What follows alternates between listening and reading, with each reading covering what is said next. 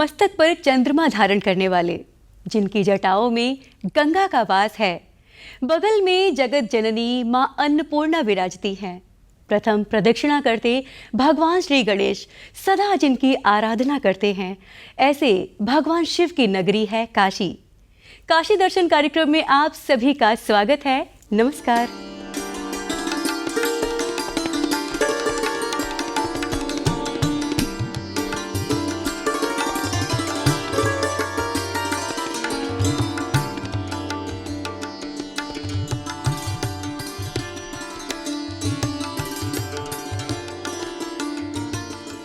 धर्म, कला और संस्कृति की नगरी काशी अपनी इन्हीं धरोहरों के लिए विशेष पहचान रखती है। संगीताचार्यों पर लिखी उनकी पुस्तकें उनके व्यक्तित्व का आभास कराती हैं। शास्त्रीय संगीत के मर्मज्ञ पद्मश्री डॉक्टर राजेश्वर आचार्य के कृतित्व पर आधारित पुस्तक काशी के संगीताचार्य पद्मश्री पंडित राजेश्वर आचार्य का विमोचन समारोह गत दिनों काशी कला कस्तूरी संस्था के तत्वाधान में कन्हैया लाल स्मृति भवन में आयोजित किया गया। इस पुस्तक की लेखिका डॉक्टर शबनम खातून ने सधे अंदाज में पुस्तक को लिखा है। पंडित राजेश्वर आचार्य के संगीत विधाओं को इन्होंने शब्दों में पिरोया है।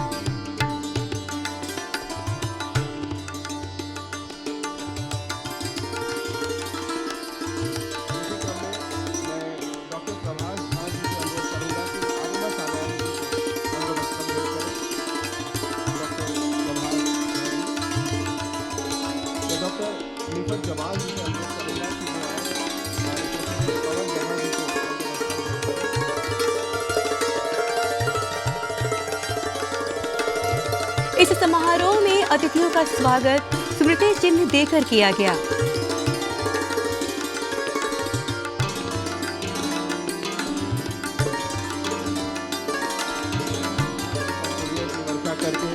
कुछ पंखुड़ियां पुस्तक के ऊपर से हटाई गई और कुछ पंखुड़ियां हमारे अतिथियों पर बरस रही हैं।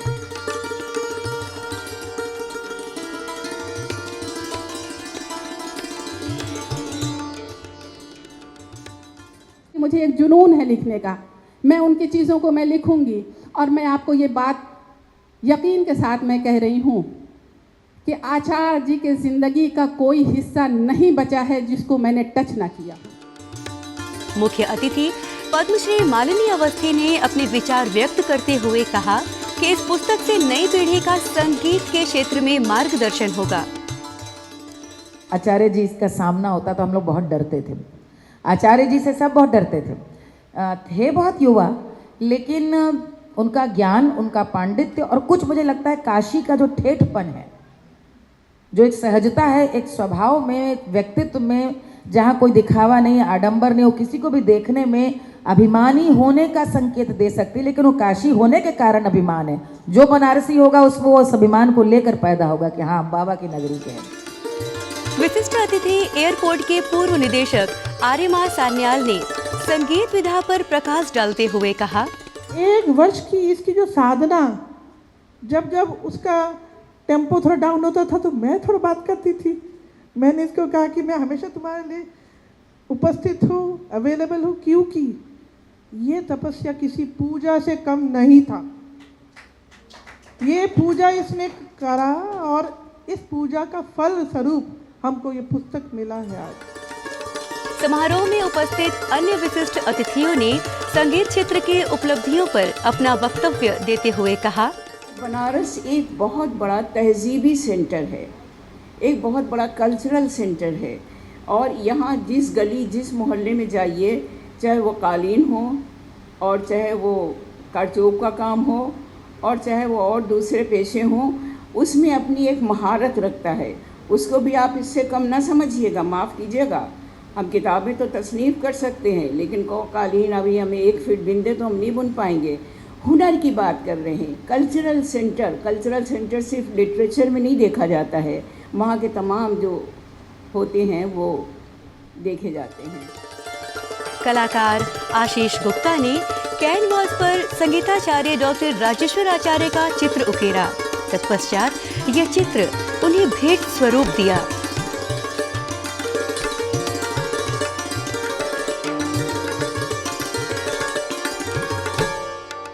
बहुत बहुत धन्यवाद Ashish ji.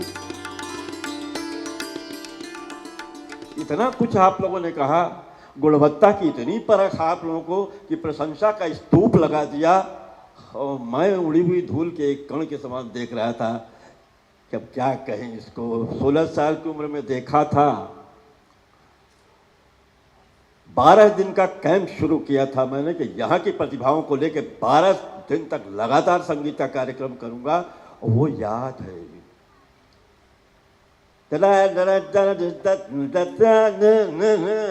Fast music, speedy, western, उसी में मैं बता रहा था खाली एक सामान्य गति होती है, एक टेढ़ी होती है। जब आप घोड़े पे चलते हैं टक टक टक टक टक टक की आवाज़ है, और जब गधे पे चलते हैं तो टक टक टक टक टक टेढ़ी होती है। आध्यात्मिक नगरी काशी कला और साहित्य में भी समृद्ध रही है। यहाँ कई साहित्यकारों ने अपनी रचनाओं से समाज को नई दिशा दी है। वाराणसी में समय दर समय साहित्यिक कार्यक्रमों का आयोजन होता रहता है। इसी कड़ी में भोजपुरी भाषा के एक अंतर्राष्ट्रीय संगोष्ठी का आयोजन किया गया। गत 28-29 सितंबर को काशी हिंदू विश्वविद्यालय के परिसर स्थित वैदिक विज्ञान केंद्र में भोजपुरी जनपद भाषा, सृजन और कला विषयात्मक अंतर्राष्ट्रीय संगोष्ठी का 2 दिवसीय आयोजन भोजपुरी अध्ययन केंद्र एवं हिंदुस्तानी एकेडमी प्रयागराज के संयुक्त तत्वाधान में किया गया। भोजपुरी भाषा पर आधारित इस संगोष्ठी में भाग ले रहे अतिथियों ने अपने वक्तव्य में भोजपुरी जनपद, कथा, कविता और भोजपुरी भाषा लेखन पर विचार रखे। भोजपुरी कथा लेखन का समकाल विषय पर अपनी बात रखते हुए डॉक्टर मृत्युंजय कुमार सिंह ने कहा कि भोजपुरी में कथा लिखे का परंपरा ना रहल, लेकिन कथा कहे का परंपरा जरूर रहल। यदि हम भोजपुरी में एगो कथा लिख रहे हैं, भोजपुरी ध्वन्यात्मक भाषा। अब ये देख सुनिए, जितना चीज बोलाई, घहराए, फहराए, टपकाए, टपियाए, घन घन, चम चम, कट कट, छप छप, एक तरह का अलंकारिक भाषा। ये भाषा के जे अगर वही रूप में हमने के ना रख रखा, अब जैसे आजकल कहानी देखा था नहीं, लोग भी प्रयोग कर शुरू कर रहा है। हम भी गए रहे, हम भी गई रहे, खत्म ना हो सके। जैसे वो हम भी गई रही, वो हिंदी के प्रभाव चलेगा। काशी विद्यापीठ के डॉक्टर अनुराग कुमार ने इस भोजपुरी भाषा के संगोष्ठी में देश की राजभाषा और मातृभाषाओं पर प्रकाश डालते हुए बताया, ये भी भोजपुरी के लिए कहा जाता है कि जैसे अवधि के पास बहुत समृद्ध और लिखित साहित्य दिखाई देता है, वैसा वहां पर नहीं है, या ब्रज का जैसा साहित्य वैसा वहां दिखाई नहीं देता। लेकिन मैं यहाँ पर थोड़ा सा रुक करके बात कहूंगा कि ऐसा नहीं है। आप देखिए कि अगर हम यह मानते हुए भी कहें कि हिंदी के या हिंदी क्षेत्र की जो तमाम बोलियां हैं, उन बोलियों में सबसे ज्यादा बहुलता अगर किसी भाषा में दिखाई देती है तो वो भोजपुरी है। भोजपुरी का एक रूप नहीं, अनेक रूप है। संगोष्ठी के अंतिम सत्र में भोजपुरी की सांस्कृतिक प्राणवायु, भोजपुरी की भाषिक संरचना की व्याख्या करते हुए डॉक्टर अविनाश कुमार सिंह ने कहा, माँ का ख्याल रखना, उसे सिर्फ भोजपुरी है। तो अपने झारखंड प्रवास के दौरान जो मैंने सीखा, ये देखा, लेकिन आप बंगला से शुरू करें। सिर्फ एक बात मैं चाहता हूँ, बंगला में बोलेंगे अमी जास्ची, कहते हैं सब तो बैठे ही हैं, मैथिली में कहेंगे अहाँ के जाइ छी। थोड़ा सा परिवर्तन हो रहा है, जाना क्रिया के रूप में, मूल रूप में थोड़ा परिवर्तन हो रहा है। फिर थोड़ा आइए उड़ीसा में, मुंह जाऊ छु। भोजपुरी क्षेत्र में आइए, हम जात ताड़ी। तड़ातड़ की बात हुई थी, रिहर्सल साहब ने, तड़ातड़ बहुत होता है। थोड़ा और आइए मधुरती, हम जात तानी, ड़ की जगह न होके नेजल होके। फिर बनारस में आइए, हम जात हई। थोड़ा पश्चिम चले जाइए, हम जात हई ला। जात है जौनपुर साइड में जाइए, जात हई ला आवत हई ला। और ज्यादा पश्चिम सीधे दिल्ली जाइए आप, सवाल दिल्ली से ही हल होना है। जा रही हूं, पंजाब में चले जाइए, पाकिस्तान में चले जाइए, पश्चिम चले जाइए, आपको लगेगा कहीं कोई बाधा नहीं है, हल्का सा डेविएशन है। हम एक ही भाषा परिवार में जी रहे हैं, एक ही दुनिया में जी रहे हैं। और ये बड़ी खूबसूरत दुनिया है, इसको प्यार करना है। तो जाना को हम सहारा बनाते हैं और बकौल केदारनाथ जी को याद करते हैं। सबसे खतरनाक दुनिया है। मिलना चाहते हैं, मोहब्बत चाहते हैं, प्रेम चाहते हैं, सुंदर दुनिया चाहते हैं, जाना, ये इस्तेमाल कीजिए। ये सबसे खूबसूरत सहायक क्रिया होगी। या देवी सर्वभूतेषु शक्ति रूपेण संस्थिता नमस्तस्यै नमस्तस्यै नमस्तस्यै नमो नमः। नवरात्रि के 9 दिनों में माँ के 9 रूपों की विशेष पूजा आराधना की जाती है और ये 9 दिन बहुत ही पावन होते हैं, पवित्र होते हैं। तो आइए नवरात्रि के इस उत्सव में आपको सुनवा रहे हैं ये विशेष देवी गीत।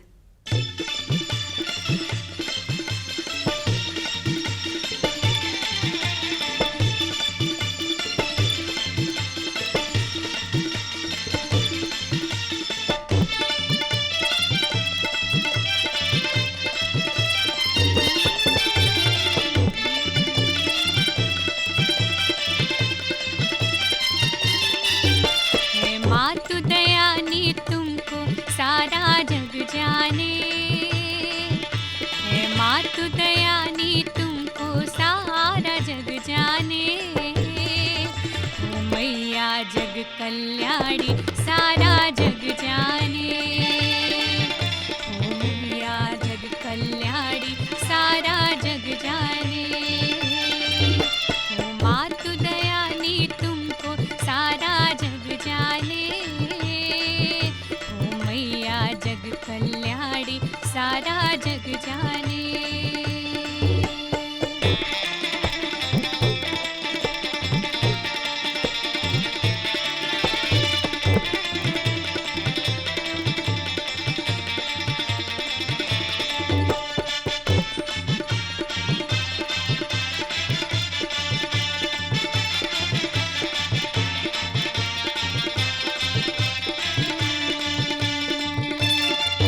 जब देव समक्ष तुम्हारे नतमस्तक जोड़ करके, दानव को तू संहारे रणचंडी रूप धर के।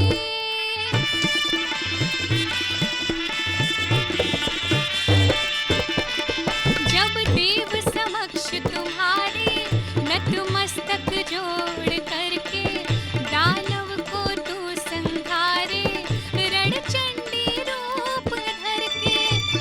असुर अधम अभिमानी, सारा जग जाने। असुर अधम अभिमानी, सारा जग जाने। ओ मैया जग कल्याणी, सारा जग जाने। ओ मैया जग कल्याणी, सारा जग जाने।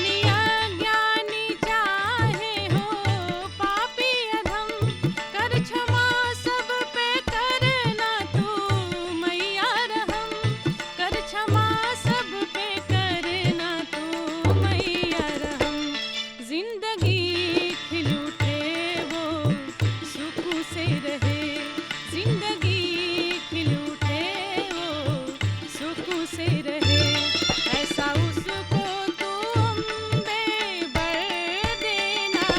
जो भी आए तुम्हारे दरबार में, जो भी आए तुम्हारे दरबार में।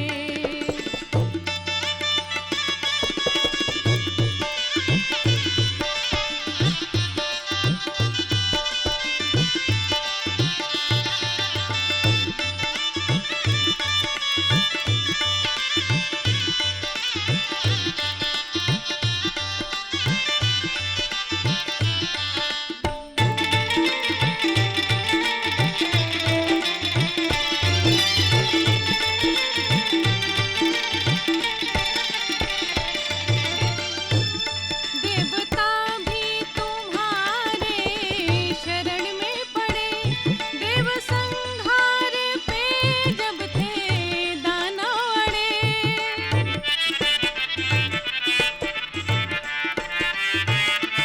देवता भी तुम्हारे शरण में पड़े, देव संहार पे जब थे दानव अड़े। देव संहार पे जब थे दानव अड़े, रूप चंडी का धर के असुर वध किया। रूप चंडी का धर के असुर वध किया। सुख शांति का मुझको डगर देना। जो भी आए तुम्हारे दरबार में, जो भी आए तुम्हारे दरबार में।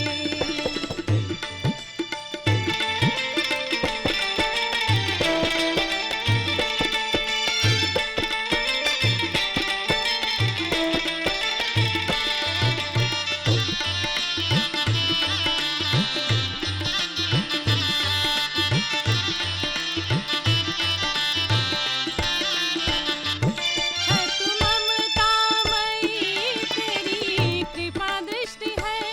तेरी ममता को भूखी पूरी सृष्टि है।